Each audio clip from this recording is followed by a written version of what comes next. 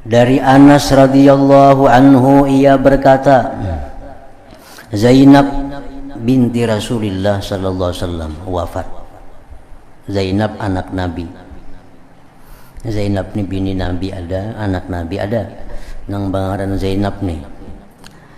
Zainab binti Rasulullah sallallahu alaihi wasallam wafat.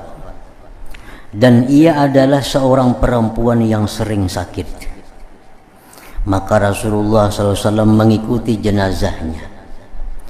Maka keadaan beliau tidak menyenangkan kami. Ketika kami sampai di kubur, maka beliau memasukinya dengan pucat wajah beliau. Lalu ketika beliau keluar, maka cemerlanglah wajah beliau. Maka kami bertanya, wahai Rasulullah SAW, kami melihat dari engkau suatu perkara. Waktu engkau masuk kubur, kami lihat engkau pucat. Begitu keluar dari kubur, kami lihat engkau gembira. Maka dari apakah demikian itu? Sahabat bertanya kepada Rasulullah sallallahu alaihi wasallam.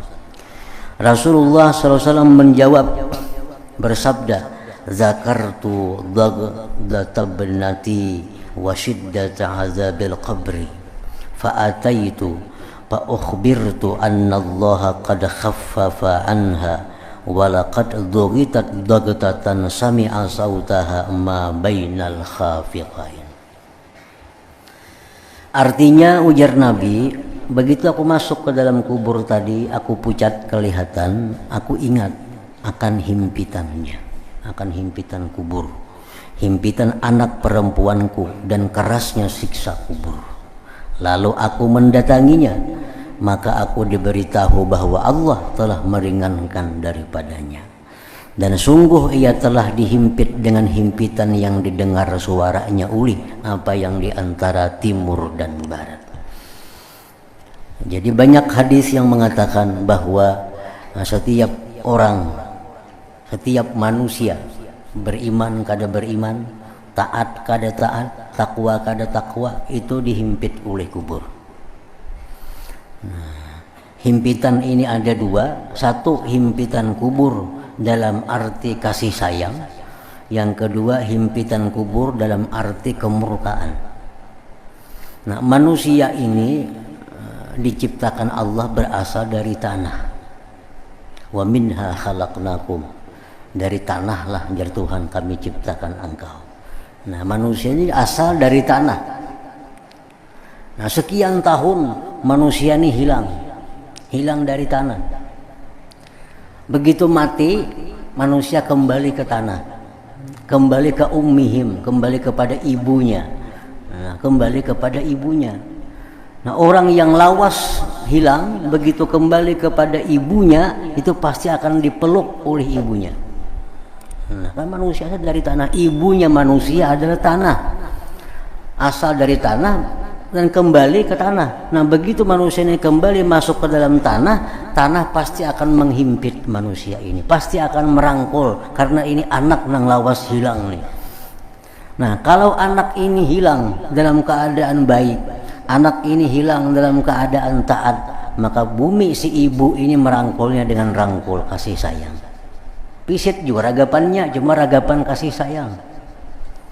Nah, kalau anak ini anak yang durhaka, anak yang jahat, nah, lawas hilang, durhaka kepada ibunya, begitu dia kembali dipeluk dia oleh ibu, cuma pelukan dengan pelukan yang penuh dengan kemurkaan.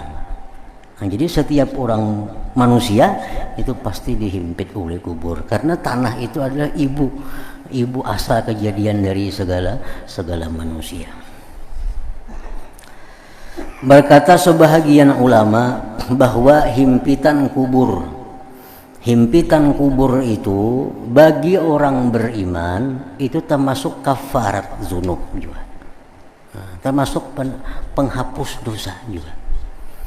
Nah, jadi orang-orang yang beriman kepada Allah, yang mereka misal dalam dunia ini melakukan dosa-dosa dan kada sempat tobat kepada Allah sehingga dosanya tak bawa mati, dalam kubur dia dihimpit yang sakit oleh kubur. Nah, itu jadi kafarat dosa kepada orang ini, sehingga kita di akhirat mengurangi dosanya. termasuk dalam hal yang menghapuskan dosa adalah kafarat dzunub. Jadi para ulama mengatakan ada 9 perkara yang bisa menghapuskan dosa. Ada 9 hal yang bisa menghapuskan dosa-dosa kita ini. Yang pertama dengan tobat istighfar. Tobat dan istighfar. Kayak apapun kita dosa banyaknya, kalau sudah kita tobat istighfar kepada Allah dengan benar-benar, maka itu dapat menghapus dosa. Yang kedua, amal saleh. Banyak bisi dosa, cuma banyak juga bisi amal saleh. Banyak juga bisi amal saleh. Nah, banyak bisi amal baik, banyak bisi dosa, banyak lagi amal kebaikannya. Sehingga waktu ditimbang kena amalnya kalah amal kejahatan ini. Hapus, hilang. Banyak amal baiknya. Nah, jadi amal-amal baik itu ada hitungannya. Kalau dihitung di akhirat kena banyak yang baik daripada yang jahat, maka yang jahat akan hancur, akan binasa dapatnya amal kebaikan itu. Yang ketiga, orang yang dibalakkan oleh Allah di dalam dunia dengan musibah-musibah dan dia sabar menghadapinya. Nah, dalam dunia kita musibah, baik musibah diri, musibah harta, musibah keluarga, musibah apapun yang dalam dunia membuat hati kita sedih, membuat hati kita sakit, itu penebus dosa. Kalau kita sabar dan ridha menerima cobaan Allah itu, menghapus dosa juga. Nah, yang keempat ya tadi yang kita maksud nih, himpitan kubur. Ini meninggal dunia nih, kada sempat tobat, kada sempat minta ampun kepada Allah, beramal baik kada banyak juga. Dalam dunia bilang kada biasa dapat musibah, orang ini makmur aja. Nah, dikubur kita dihimpit oleh kubur. Nah, himpitan kubur itu berfungsi untuk menghapuskan dosa-dosa orang yang beriman itu. Asal beriman aja orangnya, asal beriman kepada Allah. Nah, jadi dihimpit kubur, sakit dihimpit kubur. Nah, sakitnya itulah yang menyebabkan dosa-dosanya bisa terhapuskan dengan itu.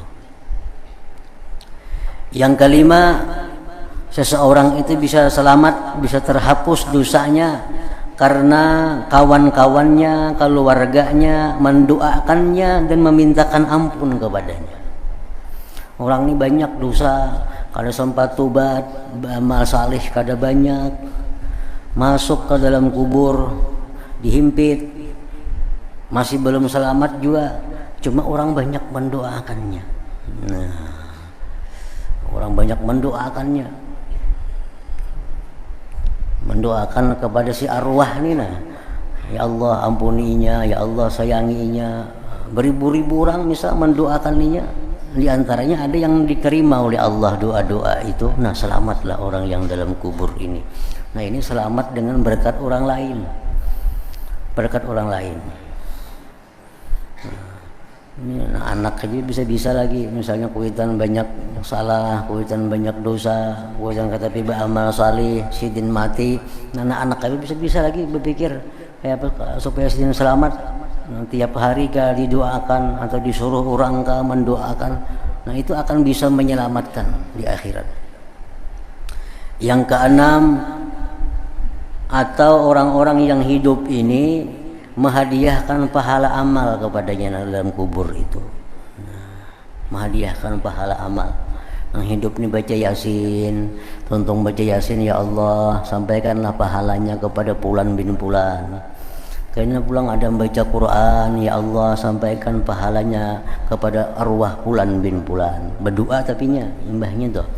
Nah, akhirnya bersedekah, ya Allah jadikanlah pahala sedekah itu untuk Fulan bin Fulan. Kebanyakan yang mengirimi ini akhirnya selamat juga yang di dalam kubur itu.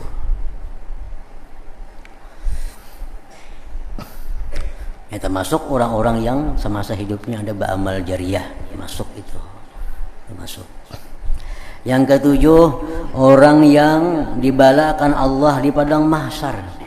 Nah, orang yang beriman ini di padang mahsyarnya sengsara, huru-hara di padang mahsyar. Padahal beriman kepada Allah, cuma banyak dosanya. Beriman cuma banyak dosa, kada sempat tobat, kada sempat banyak beramal saleh. Orang mengirimi lawaninya kada ada, anaknya kada tahu-tahu lagi. Nah, sehingga di akhirat orang ini mendapat kesusahan huru-hara di padang mahsyar. Nah, huru-hara padang mahsyar itu pun kayaknya akan berguna mengurangi dosa kita di timbangan amal itu. Yang kedelapan, orang yang dapat syafaat Nabi. Nah, orang ini orang jahatnya bagaimana? Cuma banyak dosanya.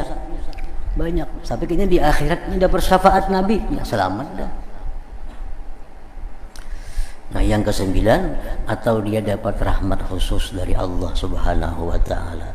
Padahalnya banyak dosanya, banyak kesalahannya. Cuma begitu di akhirat dia dapat rahmat dari Allah, maka selamatlah dia. Nah, jadi ada 9 macam perkara itu yang bisa menyelamatkan seseorang yang di masa hidupnya banyak berbuat maksiat dan dosa kepada Allah Subhanahu wa taala.